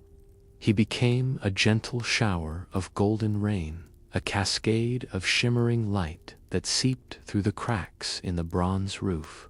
This divine light pooled in the darkness, and from this gentle union a child was conceived. In the heart of her prison, Danae gave birth to a son, and she named him Perseus. When King Acrisius heard the cries of the infant, his fear turned to panic. He would not dare to directly kill the child, for the boy was clearly touched by the gods. So instead, he chose the sea as his instrument. He had a great wooden chest built, and inside it he placed his daughter and her newborn son. The chest was sealed and cast into the waves, a tiny, fragile vessel at the mercy of the vast and uncaring ocean. For days and nights the chest drifted. The only sound was the constant, gentle rocking of the sea, a lonely lullaby for the infant hero and the soft weeping of his mother. But they were not fated to perish. The currents, guided by a divine hand, carried the chest to the shores of the island of Seriphos. A kind fisherman found them and took them in, giving them a home and a life of simple peace. Yet this peace was not to last. The island's king, a cruel man named Polydex, grew to desire Danae. Seeing the young and protective Perseus as an obstacle, he devised a plan to be rid of him forever. He announced his own wedding and demanded a gift from every citizen. Knowing Perseus had nothing to give, Polydex mocked him, suggesting he bring back something truly impressive: the head of the Gorgon, Medusa. It was a death sentence, disguised as a quest. Medusa was one of 3 monstrous sisters, the only one who was mortal. Her hair was a mass of writhing, venomous snakes, and her gaze was so terrible that any living thing that looked directly upon her would instantly be turned to stone. But Perseus, in his youthful pride, accepted the challenge, and because he was a son of Zeus, the gods of Olympus would not let him go unaided. 2 great deities came to his side. The clever messenger god, Hermes, gave him a pair of winged sandals, allowing him to travel through the air with the speed of thought. He also gave him a sickle, forged of a substance so hard it could never be broken.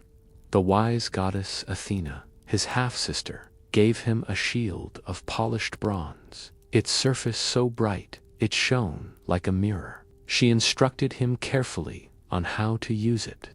He was also guided to the Hesperides nymphs, who guarded a sacred garden, and they gave him 2 more gifts: a magical bag, the Cabizes, which could safely contain the Gorgon's head, and the cap of invisibility. With these divine gifts, Perseus flew to the ends of the earth, to the dark and desolate land where the Gorgons lived. The feeling of the wind rushing past him was a strange and exhilarating sensation as he soared through the clouds. He found the sisters sleeping in their lair, the air filled with the constant, soft hissing of the snakes that formed Medusa's terrible hair. He knew he could not look at her, so he turned his back, guided only by the reflection in his polished shield. He saw her sleeping face in the bronze, a tragic and monstrous sight. Moving silently, he raised the unbreakable sickle, and in one swift motion he beheaded her. From her severed neck, 2 beings sprang into existence, the children of her union with the god Poseidon. One was the giant Chrysaor, and the other was Pegasus, the magnificent winged horse. Without a moment's pause, Perseus placed the still dangerous head into the magical bag. The weight of it was strange and heavy, a deadly trophy that pulsed with a cold, stony power. He put on the cap of invisibility, and unseen by Medusa's waking sisters, he rose into the air and began his long journey home. Along the way, he saw a beautiful maiden chained to a rock by the sea, an offering to a great sea monster named Cetus. This was the Princess Andromeda. Perseus, his heart moved by her beauty and her terror, descended from the sky. He battled the monster and freed her, and in time she became his wife. When he finally returned to Seriphos, he found that King Polydex was still tormenting his mother. Perseus strode into the king's court, declared that he had brought the promised gift, and drew Medusa's head from the bag. The king and his cruel followers looked upon it, and in an instant they were turned to lifeless stone. Perseus had completed his quest. He had saved his mother and won a bride. In time, the old prophecy was also fulfilled. Years later, while competing in a discus throwing contest, Perseus threw the heavy disc with all his might. It flew far and wide, but a sudden gust of wind sent it veering off course into the crowd of spectators. There it struck and killed an old man. That man was his grandfather, King Acrisius, who had come to the games in disguise. And so, fate, which had been set in motion so long ago, finally had its way, not through malice, but by a simple, tragic accident. Perseus's journey was one of divine aid and destiny fulfilled. But other heroes, like the great king of Athens, would rely just as much on their own intelligence and courage. Our gaze now shifts to the sun-drenched land of Attica and to the city of Athens. Here we find the story of Theseus, the city's great founder-hero.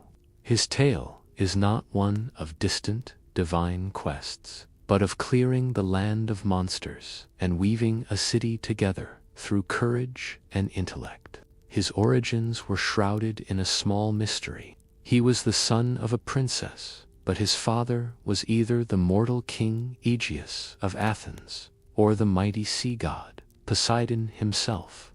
Theseus grew up in the quiet town of Troezen, raised by his mother. King Aegeus, before leaving, had placed his own sword and a pair of sandals under a massive, unmovable rock. He told the boy's mother that when their son was strong enough to lift the great stone and retrieve the items, he should then travel to Athens to claim his place as heir.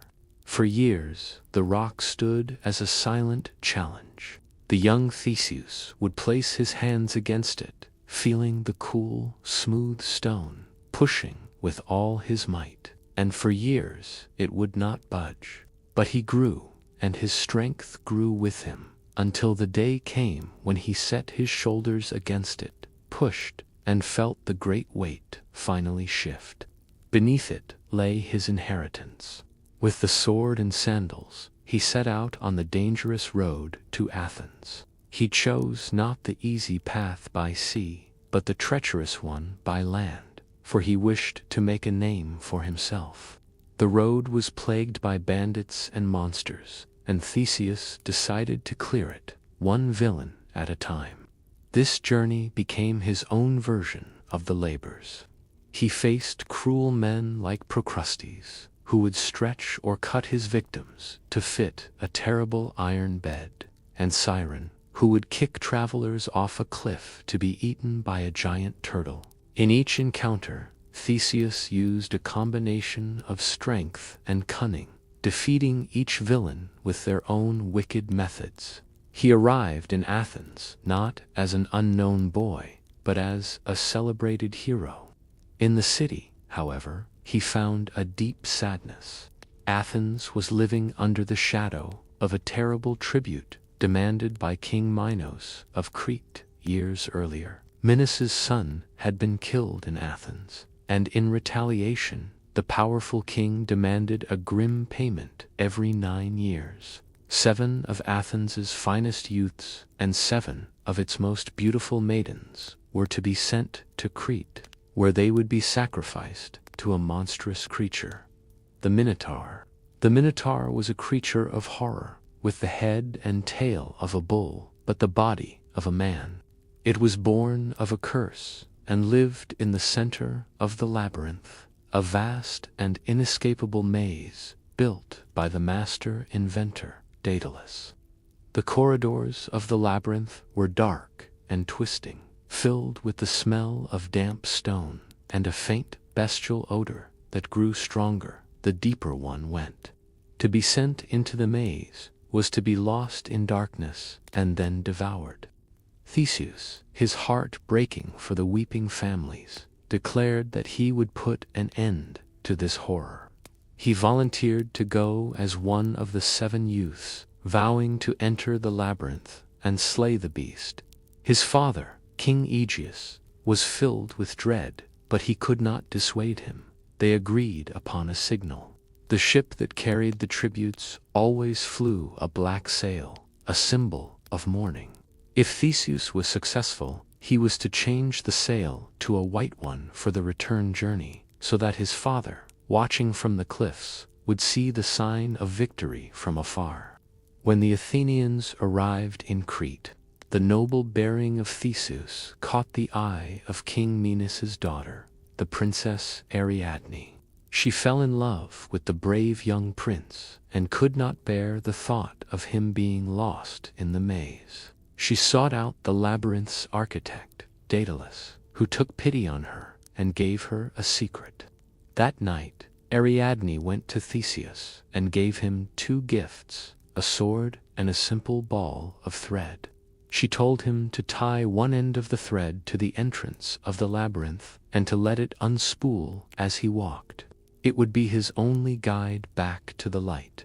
Theseus entered the oppressive darkness of the maze. As he went deeper, he could hear the low, angry bellow of the Minotaur echoing through the stone corridors, seeming to come from all directions at once. But in his hand, he held the thin, reassuring feel of Ariadne's thread, a fragile lifeline connecting him to the world outside. He followed the sounds until he reached the center of the maze, and there he confronted the beast. He fought with courage and skill, and finally he slew the Minotaur, ending the curse of Crete forever. Using the thread, he guided himself and the other young Athenians out of the labyrinth's suffocating darkness.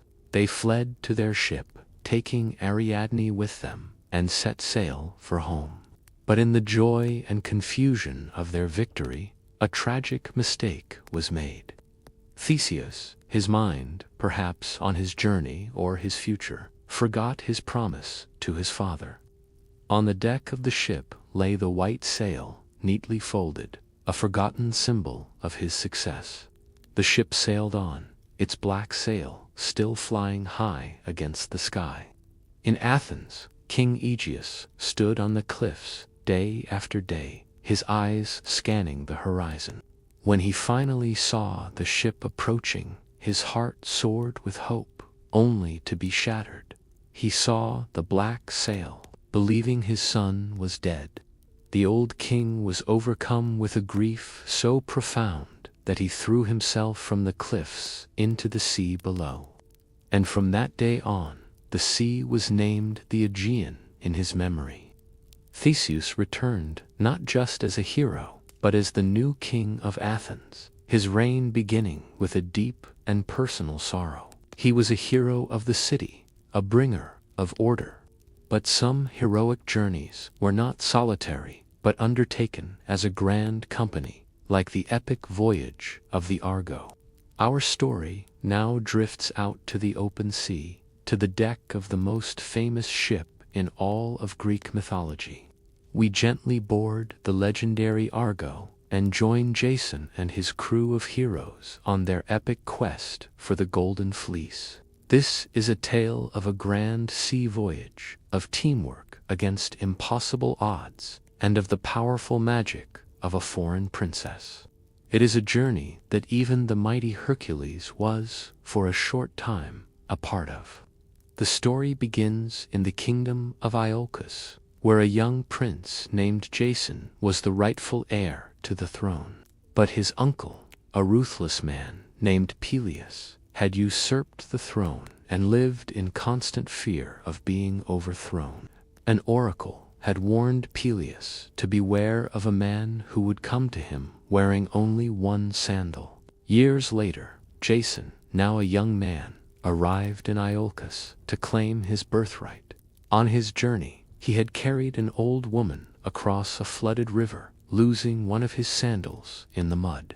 And so he stood before his uncle, a man with one sandal, the very image from the prophecy. Peleus, hiding his fear behind a welcoming smile, agreed to give up the throne, but only if Jason could complete one seemingly impossible quest.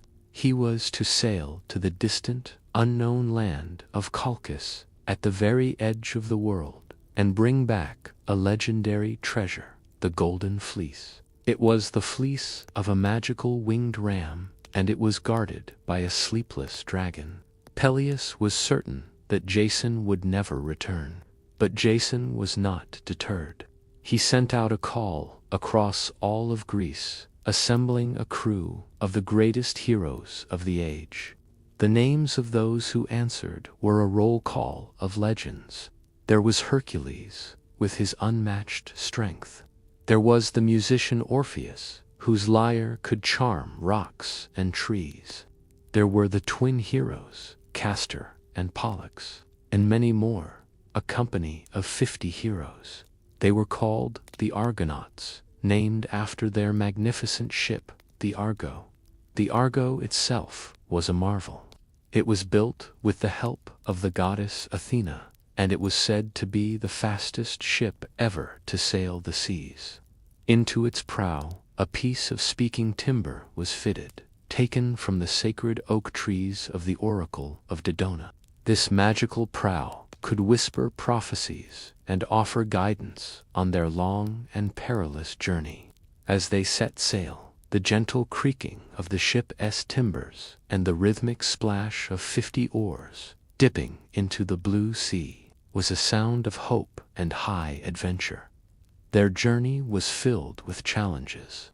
They had to navigate the Symplegades, the clashing rocks that would smash any ship that tried to pass between them. They saved a tormented prophet named Phineus from the Harpies, foul, bird-like creatures that stole his food.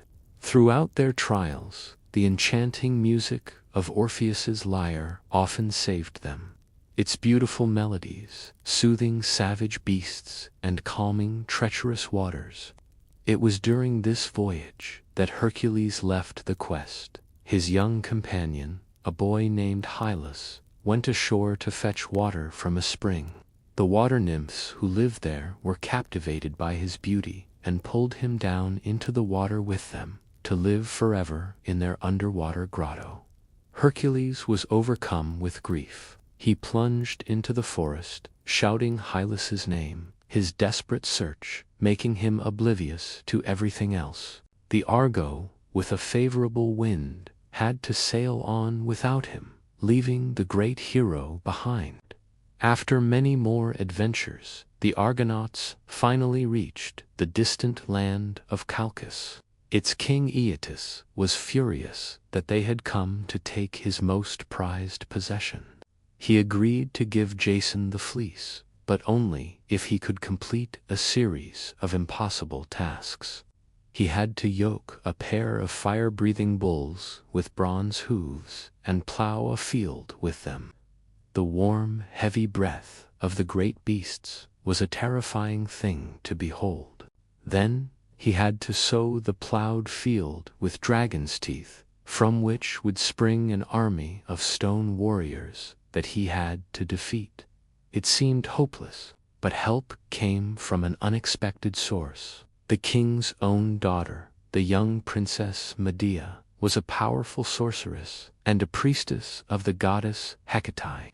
The gods had caused her to fall deeply in love with Jason. In the dead of night, she met with him, her voice a quiet whisper as she spoke her magical incantations. She gave him a protective ointment that would make him immune to the bull's fire. She told him the secret of defeating the stone warriors, to throw a rock into their midst, which would cause them to turn on and destroy each other. With Medea's magic, Jason succeeded in his tasks. But King Aeetes had no intention of honoring his word.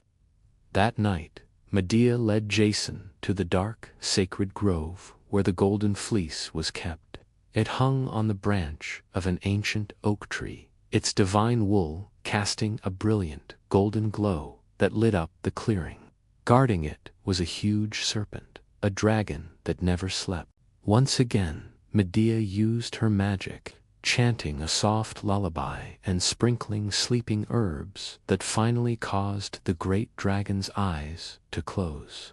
Jason seized the fleece, and together with Medea, they raced back to the Argo and escaped from Chalcis. The journey of the Argonauts was a success, a tale of a group effort. But the final hero of our age is perhaps the most solitary of all, defined by a singular, tragic choice. Our journey through the age of heroes comes to a close on the windswept plains of Troy. Here, under a vast and unforgiving sky, we find our final hero. His name is Achilles. He is the greatest warrior of his generation, a man who moves like a storm of destruction on the battlefield. But his story is not about wrestling monsters or solving puzzles. It is a quieter, more human story. It is a gentle and profound meditation on glory, honor, the consuming power of rage, and the solemn choice between a long, quiet life and a short, glorious one. Achilles was born from the union of a mortal king Peleus and a beautiful sea nymph named Thetis. Because his mother was a goddess, she desperately wanted to protect her child from the fate of all mortals, death. In a secret ritual, she took the infant Achilles to the river Styx, the mystical river that flowed through the underworld, whose waters were said to grant invulnerability. She dipped her beloved son into the black, swirling currents, but she held him fast by his heel. The waters washed over his entire body, making his skin impervious to any weapon. But the small spot where her fingers gripped his heel remained untouched, mortal, and vulnerable. A prophecy hung over Achilles' life, offering him a clear and difficult choice. He could choose to stay home, to avoid the great Trojan War. If he did, he would live a long, happy, and peaceful life, surrounded by family. But his name would be forgotten after his death. Or he could choose to go to Troy. If he did, he would win undying glory. His name would be remembered and celebrated for all of time, but he would die young upon the battlefield. Achilles, with all the fire of his youth, chose glory. He sailed to Troy as the leader of the Myrmidons, a fearsome and elite band of warriors. On the battlefield, he was untouchable, a whirlwind of bronze and skill. The sound of thousands of swords and shields clashing filled the air. But over it all, the war cries of Achilles rose as he drove the Trojan forces back again and again. He was the spearhead of the Greek army, their greatest champion. The salty, wind-swept smell of the war camp by the sea was his home for 10 long years. But the defining moment of his story, as told in the epic poem The Iliad, is not a battle. It is an argument. The commander of the Greek forces, Agamemnon, publicly dishonored Achilles by taking away his war prize, a captive woman named Briseis. For a hero like Achilles, honor was more valuable than life itself. This insult ignited a terrible rage, a menace so profound that it threatened to destroy the entire Greek cause. In his anger, Achilles withdrew from the fighting. He sat in his tent by the sea, refusing to lift a finger to help, even as the Trojans, led by their great prince Hector, began to overwhelm the Greek forces. The silence in Achilles' tent was heavy and profound. His comrades begged him to return, but his pride would not allow it. Then his dearest friend, Patroclus, heartbroken to see the Greeks being slaughtered, asked to borrow Achilles' famous armor. He hoped that the sight of it would frighten the Trojans and give the Greeks a chance to regroup. Achilles agreed, but warned him not to press the attack all the way to the walls of Troy. Patroclus, caught up in the heat of battle, forgot this warning. He fought bravely, but was ultimately killed by Hector. When the news of Patroclus' death reached Achilles, his world collapsed. His rage against Agamemnon was instantly replaced by a grief so vast and an anger so absolute that it shook the heavens. He would now fight not for glory, nor for the Greeks, but for revenge. His mother, Thetis, seeing his sorrow, had the god of the forge, Hephaestus, craft him a new set of armor. The sight of it gleaming in the firelight was magnificent and terrible, a promise of the doom that was to come. Achilles returned to the battle, a man consumed by grief. He hunted for Hector with a singular, terrifying focus. He found him, and they fought a legendary duel before the walls of Troy. Achilles, the greater warrior, killed the Trojan prince, but his rage was not satisfied. In an act of profound disrespect, he tied Hector's body to the back of his chariot and dragged it in the dust around the city walls for days. The story could have ended there, with a hero lost in his own rage, but it does not. One night, the old king of Troy, Priam, Hector's father, came alone and in secret to Achilles' tent. He knelt before the man who had killed his son and humbly begged for the body back so that he could give it a proper burial. As Achilles looked at the grieving old king, he saw his own father in him. He thought of his own father, who would soon lose his own son, and in that moment, something broke inside him. His rage subsided, replaced by a shared sense of human sorrow. He and Priam wept together, two enemies united in their grief. This quiet, gentle peace was his finest moment. Achilles returned Hector's body. He had found his humanity again. Soon after, his own fate came for him. As the prophecy foretold, he was killed on the battlefield. The Trojan prince Paris, a far lesser warrior, shot an arrow from his bow, but it was guided by the hand of the god Apollo. The arrow flew straight and true across the chaos of the battle and struck Achilles in his one vulnerable spot, his heel. The greatest warrior of the age fell, his short, glorious life complete. The Age of Heroes gives us a rich tapestry of stories, each one a different reflection on strength, fate, and what it means to live a memorable life. From the divine quests of Perseus to the human rage of Achilles, these tales have echoed through the ages, becoming a soft, familiar backdrop to our world. I hope they have brought you some calm and comfort tonight. Thank you so much for joining us here at Sleeping Scribe. If you've enjoyed our journey, please consider liking and subscribing, as it truly helps our community grow. But for now, all that is left to do is rest. May your mind be calm and your sleep be deep and peaceful. Good night.